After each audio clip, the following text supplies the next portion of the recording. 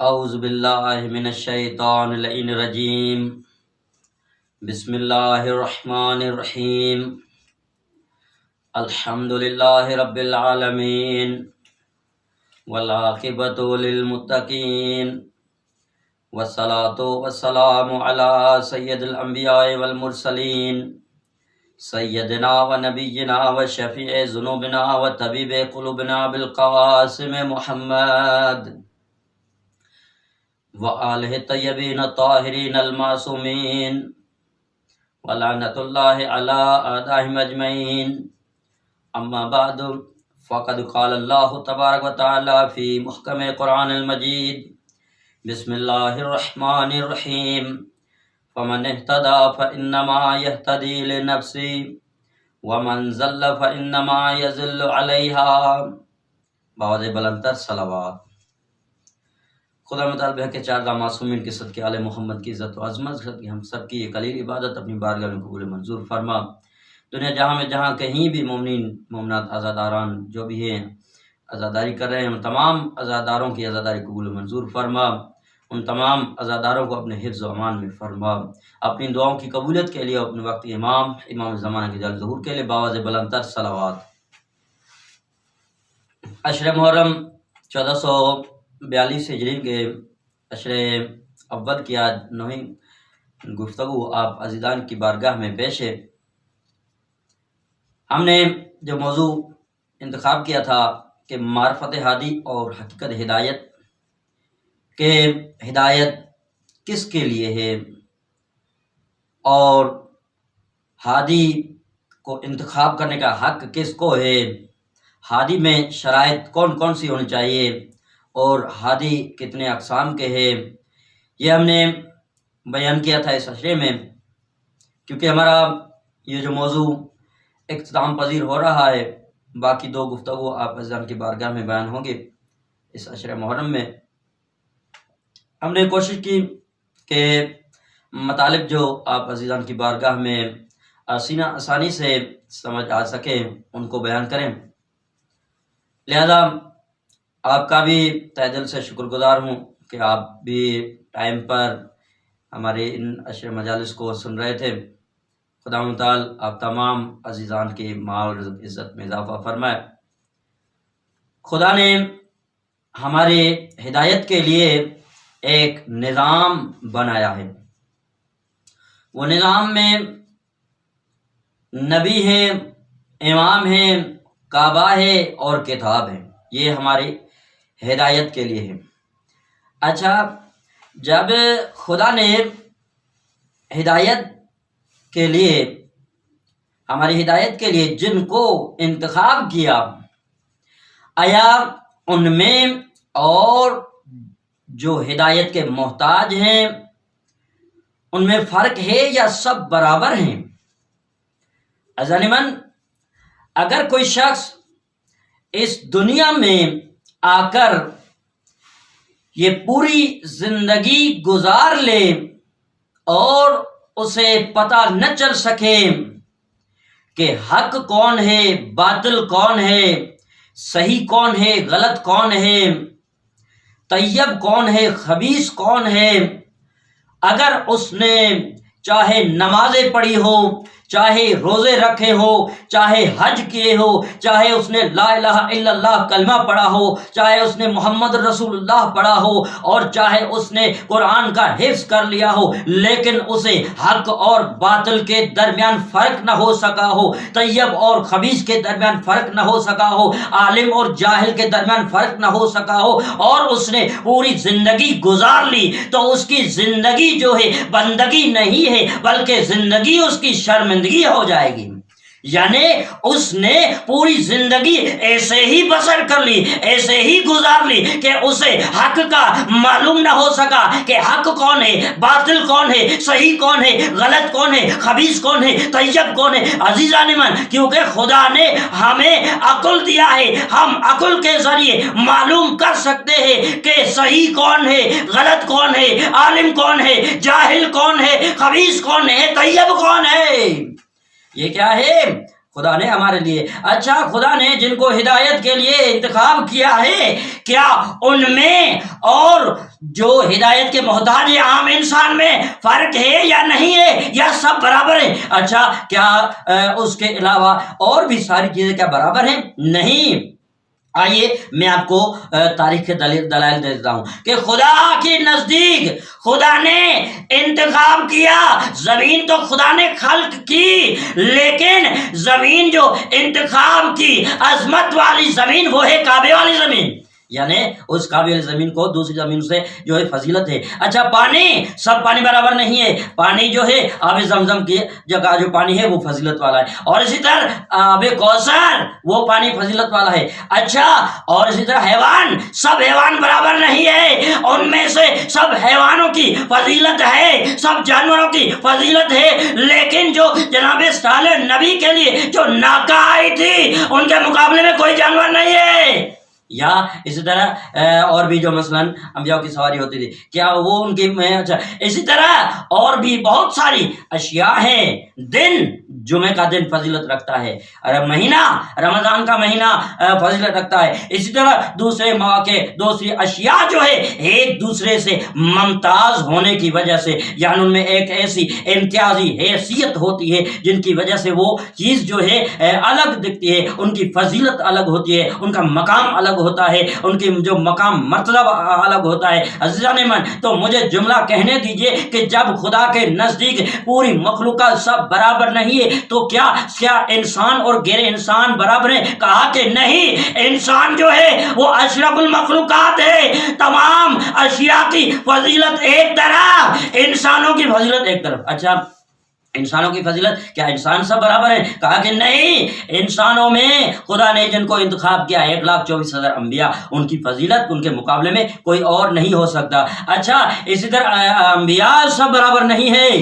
تیسرے پارے کے دل کر اس فضل نہ یہ آیت آپ کی پڑھی سنی ہوئی کہ خدا کے رسول جو ہے بعض میں بعض پر فضیلت رکھتے ہیں. تو عزیزان من رسول سب برابر نہیں. رسول انبیاء میں سے 313 رسول ہے. 313 رسول میں سب برابر نہیں. ان میں سے 5 اولو العزم ہے اور ان میں سے ایک محمد مصطفیٰ جو سردار انبیاء ہے جو محمد مصطفیٰ ہے جو احمد مجتبیٰ ہے جو طٰہٰ ہے وہ جو یاسین ہے جو معراج ہے صاحب معراج ہے جس نے معراج کے موقع پر تمام انبیاءوں کی امامت کی ہے. وہ نبی تمام نبیوں کا سردار نبی ہے. اس محمد مصطفیٰ کی شان ہم کیا بیان کر سکتے ہیں. جن کو خدا نے انتخاب کیا ہے جن کی مدح خدا کر رہا ہو اس کی مدح ہمارے بس کی بات نہیں ہے. تو عزیزان من خدا نے جن کو انتخاب کیا ان کی فضیلت بڑی ہوتی ہے. ان کی سماعت دوسروں کے سماعت سے الگ ہوتی ہے. ان کی بصارت دوسروں کی بصیرت سے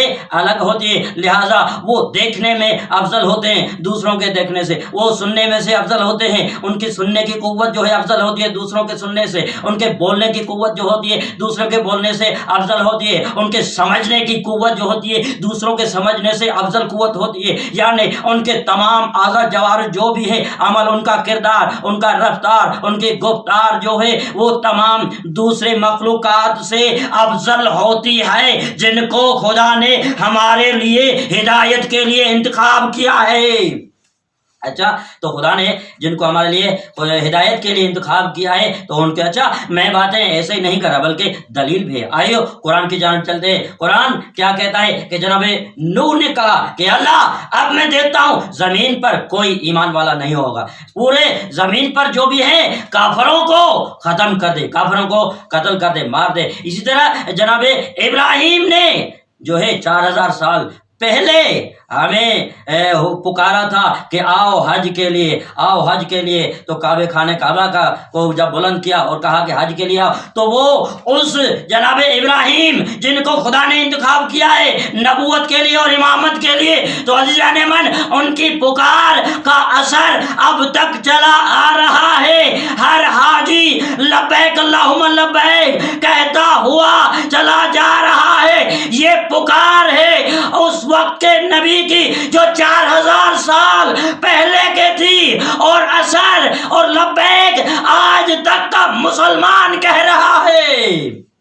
اچھا اسی طرح جناب یعقوب نبی جو ہے اس کا بیٹا تھا یوسف اور وہ کنان سے 200 میل دور تھا، لیکن جناب یعقوب کے ساتھ اور بھی افراد تھے، صحابہ تھے جو اس کے وقت تھے، لیکن ان کو کچھ پتہ نہیں چلا کہ آگے کیا ہونے والا ہے، کس کی خوشبو ہو رہی ہے۔ حضرت جامعن اس وقت جناب یعقوب نے 200 میل دور جناب یوسف کے بارے میں کہا کہ ہائے مجھے اپنے یوسف کی خوشبو محسوس ہو رہی ہے۔ یہ انبیاء یعنی جن کو خدا نے ہدایت کے لیے انتخاب کیا ہے، ان کی بصارت، ان کی نظارت جو ہوتی ہے دوسروں سے افضل ہوتی ہے۔ اچھا، اسی طرح اور نبی جناب سلیمان نبی، قرآن کہتا ہے حتی اذا اتوا واد النمل قالت نملۃ یا ایھا النمل ادخلوا مساکنکم لا یأتمنکم سلیمان وجنود وهم لا یشعرون۔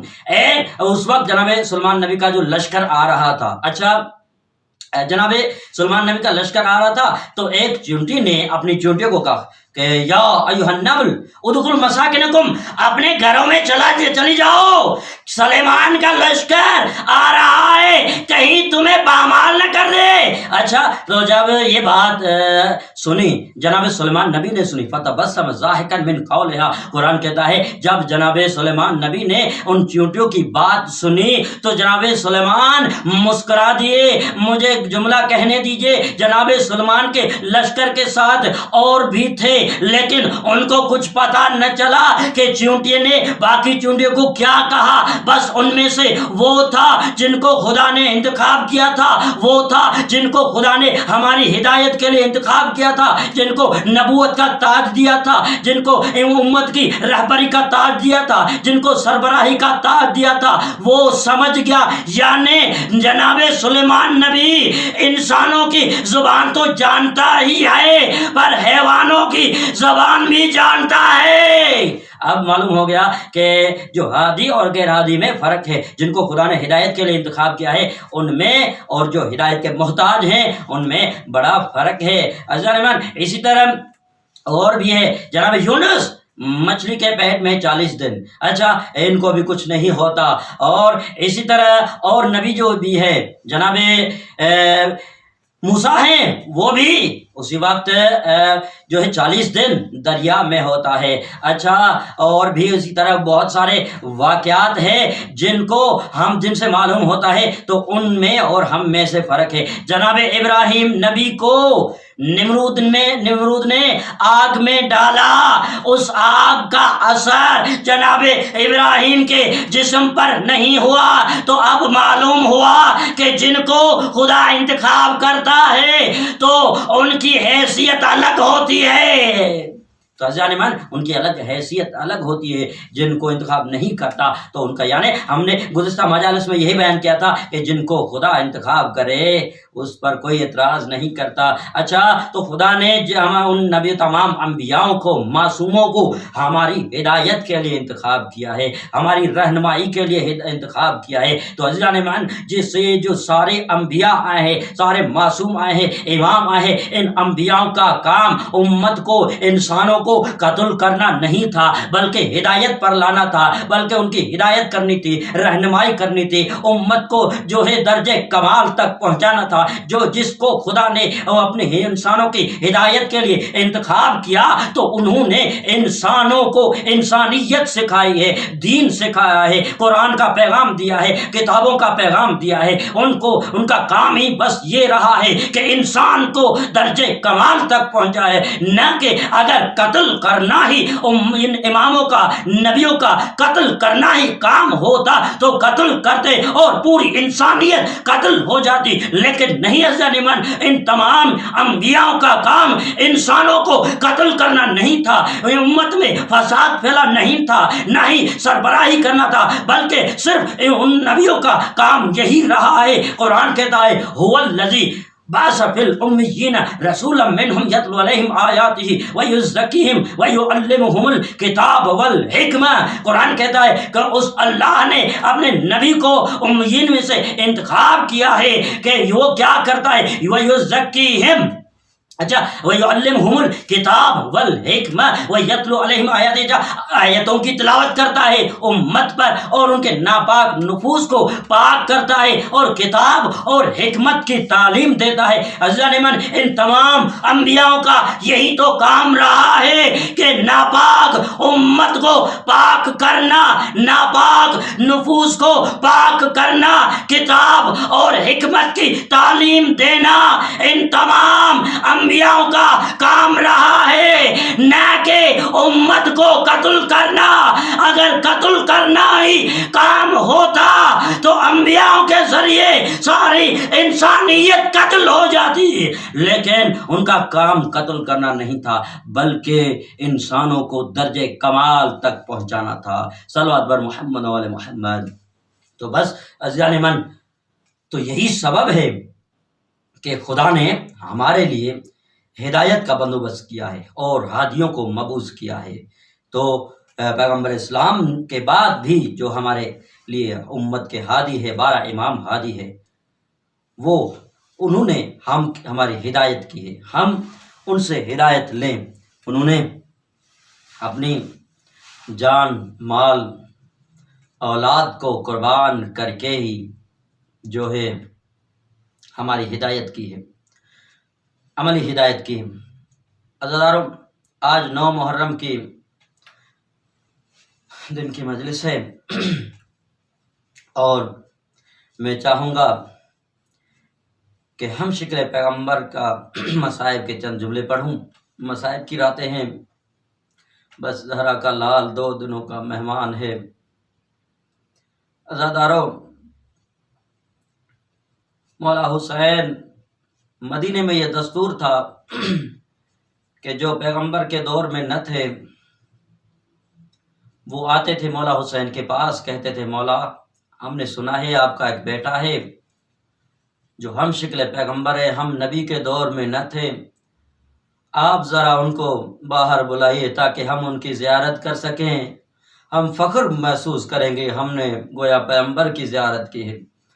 عزیزارو، جناب علی اکبر وہ عظیم شان ہے جو ہم شکل پیغمبر ہے۔ روز عاشور جوان علی اکبر اپنے بابا کو لاشیں اٹھوا رہا تھا، آخر وقت وہ بھی آیا کہ جناب علی اکبر نے اجازت مانگی، میرے بابا مجھے اجازت دیے میں جنگ کے لیے جاؤں۔ عزیزارو، مولا حسین نے جناب علی اکبر کو اجازت دی ہے۔ اس وقت جناب علی اکبر نے اپنی ماں لیلا سے بھی اجازت لی ہے۔ عزیزارو، جناب علی اکبر جب خیموں سے ایسے نکل رہے تھے جیسے کسی گھر سے جنازہ نکلتا ہے، عزیزارو جیسے کسی گھر سے جنازہ نکلتا ہے، ایسے جناب علی اکبر خیموں سے نکل کر مقتل جا رہے ہیں۔ روایات کے مقتل کے جملے ہیں کہ جب جناب علی اکبر گھوڑے پر سوار ہو کر جا رہے تھے تو اس وقت عزیزارو ہر بیوی نے کہا، امام حسین نے بھی اکبر کو کہا، اکبر جب تک جاؤ، جب تک نظر پڑے تو پیچھے دیکھتے جانا۔ عزیزارو جناب علی اکبر اب مقتل میں آتے ہیں میدان میں۔ عزیزارو جناب علی اکبر نے جنگ کی ہے، بہت کافی ملعونوں کو وصل جہنم کیا ہے، آخر میں اس ملعون جس کا نام تاریخ میں حسین ابن نمیر لکھا ہے، اس نے جناب علی اکبر پر وار کیا ہے، جناب علی اکبر کے سینے پر وار کیا ہے برچھی کا۔ عزیزارو ہر شہید جو بھی گھوڑے سے گرا ہے، کسی نے کہا ہے چاچا بچاؤ، کسی نے کہا ماما بچاؤ، لیکن جناب علی اکبر جب زین سے زمین پر آ رہے تھے اسی وقت کہا، یا بتا علیکم منی السلام، بابا اکبر کا آخری سلام، آزادارو یہ سلام کا سننا تھا۔ جناب امام حسین خیموں سے نکل کر مقتل جا رہے ہیں۔ آزادارو کا بوڑھا باپ اپنے جوان بیٹے کی لاش پر جا رہا ہے۔ آزادارو ہمارے ہاں یہ رسم ہے، کبھی بھی بوڑھے باپ کو اس کے جوان بیٹے کا جنازے پر کاندھا دینا نہیں دیتے کہ یہ برداشت نہیں کر سکے گا۔ ہائے حسین کی مظلومیت۔ آزادارو حسین مظلوم کربلا اب جب وہاں مقتل میں جا پہنچے ہیں، کہا اکبر کہاں ہو تم؟ اکبر میں دیکھ نہیں سکتا، اکبر صدا دو، اکبر آواز دو تاکہ میں پہنچوں۔ آزادارو جناب علی اکبر نے آواز دی، یا بتو الیہ، بابا میں ادھر ہوں۔ آزادارو جناب امام حسین نے جناب علی اکبر کو اٹھانا چاہا، جناب علی اکبر اٹھ نہیں سکے۔ اس وقت جناب علی اکبر نے اپنے سینے کی طرف اشارہ کر کے دکھایا کہ بابا میرے سینے میں برچی ہے۔